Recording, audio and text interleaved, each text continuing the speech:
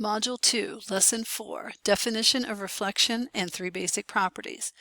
Now, we already talked about a translation, and that's where we slide an object. Reflection is kind of like when you look in the mirror, you see your reflection.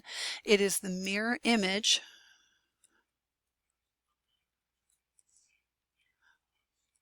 or it is when we flip an object. You need to know the line of reflection.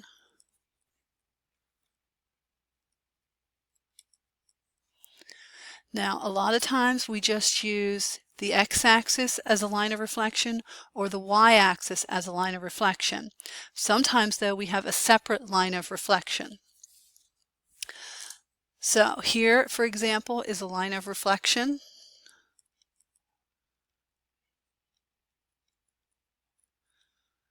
And here is a line of reflection.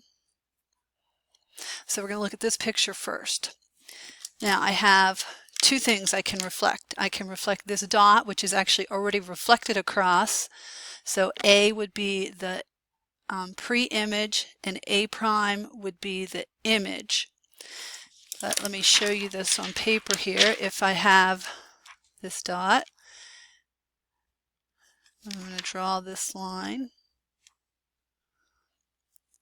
If I were to reflect this, which means I'm going to pick this paper up, I'm going to spin it around, I'm going to lay it right back down, right on top, this would be my reflected image out here at A prime.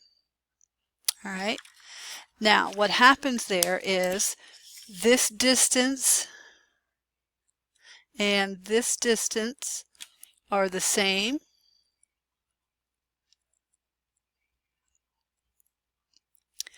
Okay, these two distances are the same, and they are perpendicular.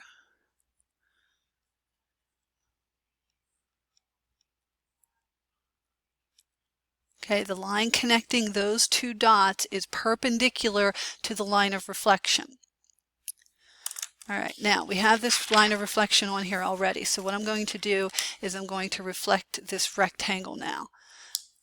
So I have this rectangle, and if I want to reflect it, I'm going to need to take and spin or flip my paper over, and then I need to line up my line of reflection again.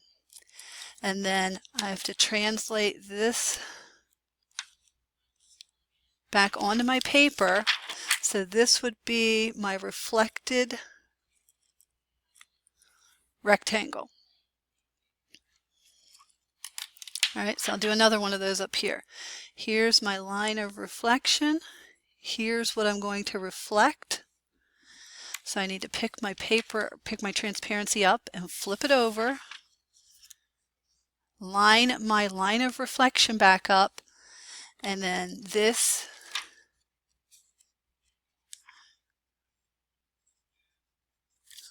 is my reflected arrow now.